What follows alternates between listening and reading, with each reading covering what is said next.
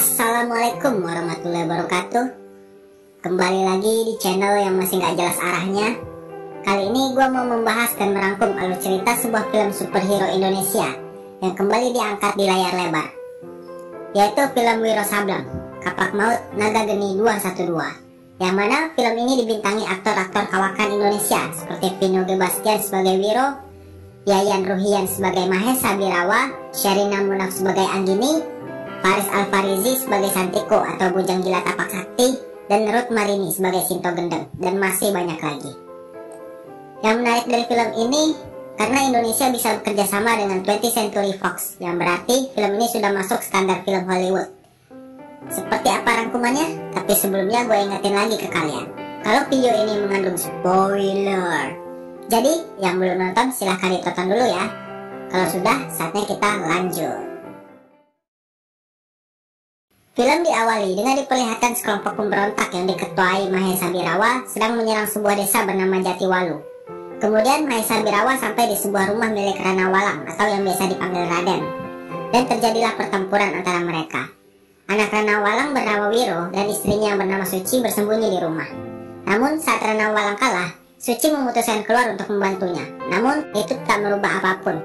Justru Rana Walang dan Suci malah tewas dibunuh Mahesa Birawa. Wiro yang bersembunyi di rumah akhirnya ketahuan dan ditangkap.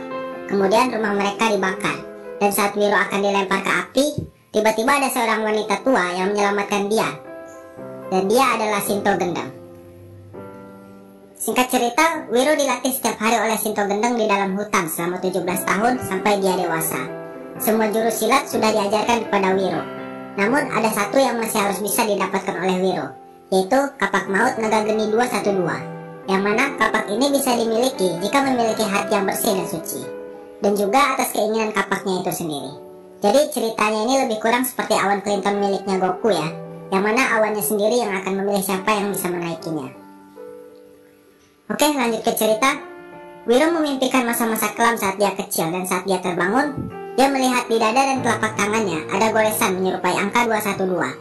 Yang memiliki arti kalau di alam semesta ini memiliki dua unsur yang berlainan namun berpasangan, dan semua bersumber dari yang satu, yaitu Tuhan Yang Maha Esa. Kemudian Sinto Gendeng menceritakan kepada Wiro bahwa 40 tahun lalu dia pernah mengangkat seorang anak laki-laki seperti Wiro dan menjadi harapan untuk menjadi pewaris Kapak Maut 212. Namun harapan yang besar juga menjadi kekecewaan yang besar, karena di suatu hari saat Sinto Gendeng pulang, dia melihat muridnya mencuri Kapak Maut 212 yang kemudian dihadang oleh Sinto Gendeng. Dengan rasa kecewa, Sinto Gendeng mengusir muridnya itu, dan dialah Mahesa Birawa. Kemudian Wiro ditugaskan untuk mencari Mahesa Birawa tersebut. Kemudian scene berpindah ke sebuah desa bernama Kalijaga. Sang raja bernama Kamandaka mendapatkan kabar kalau sedang ada pergerakan mencurigakan menuju desa. Sang raja sangat khawatir karena Putri Rara Murni dan pangeran masih berada di perjalanan pulang kembali dari berlatih. Kemudian penasehat raja meminta untuk mengerahkan panglima untuk menjemput pangeran agar bisa sampai dengan selamat. Perjalanan Wiro pun dimulai. Di perjalanan, Wiro dihampiri oleh seorang pria tua pemabuk berjuluk Dewa Tuak dan muridnya bernama Anggini, dan menyuruh Anggini untuk mengikuti perjalanan Wiro untuk mencari Mahesa Birawa.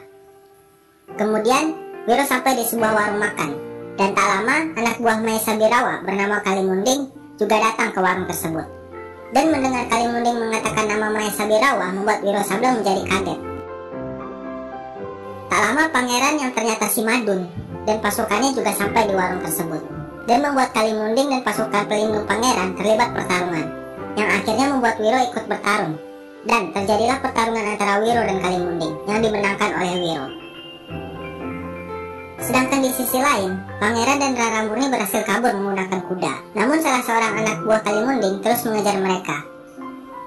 Kemudian Wiro pun ikut mengejar mereka, dan sampailah di sebuah hutan sunyi. Dan di sana Wiro bertemu dengan Babe Cabita. Dan sampailah di sebuah hutan sunyi, dan di sana Wiro bertemu dengan Santiko yang ternyata sudah menangkap mereka dan mengikatnya di pohon yang berada di pinggir jurang. Dan akhirnya mereka jatuh ke sungai yang berada di dasar jurang. Di sini Anggini juga sudah berhasil mengejar Wiro ya, yang mengira kalau Santiko itu adalah Mahesa Birawa. Jadi dia langsung menyerang begitu aja saat Wiro dan Santiko sedang bertarung.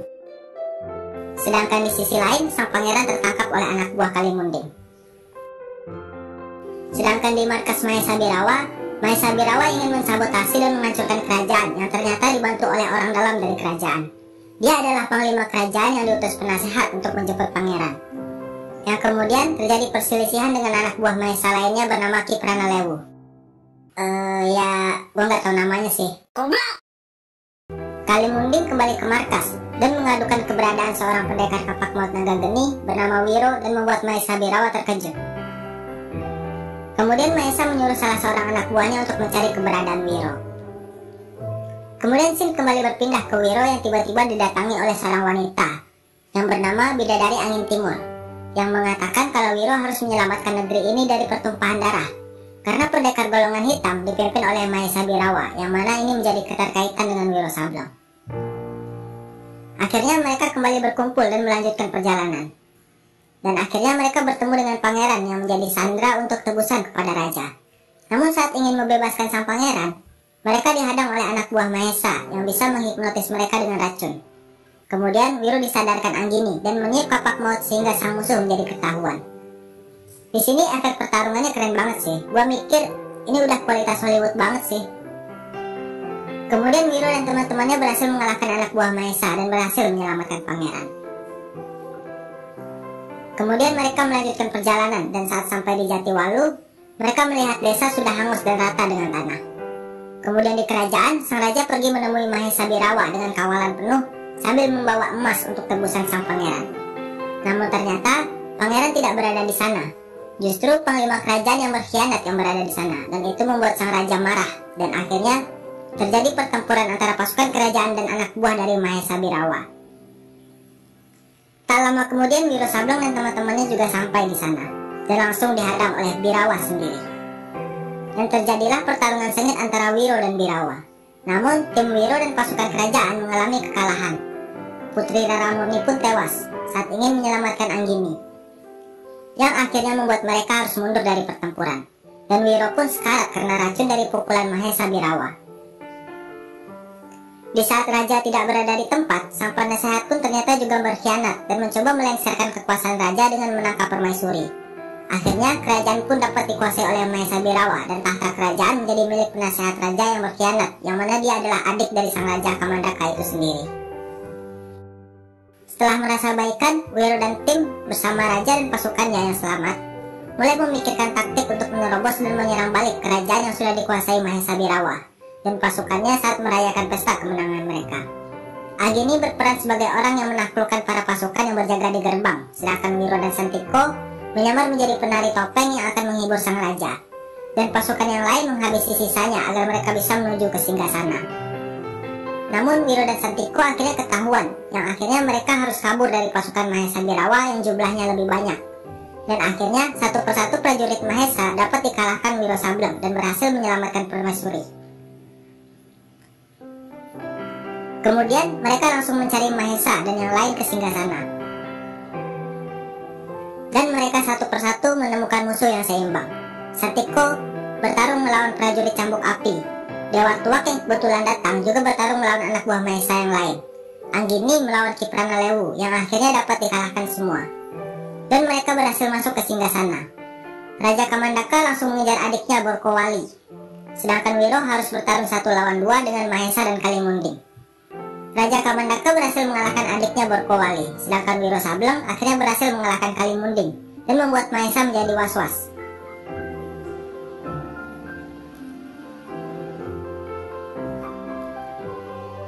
Dan akhirnya pertarungan sengit antara Wiro dan Mahesa Birawa terjadi.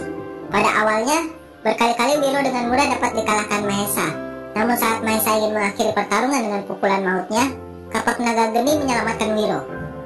Kemudian Wiro menggunakan jurus seruling sakti dari kapak untuk mengalahkan Mahesa. Coba kita dengar dulu seperti apa sih.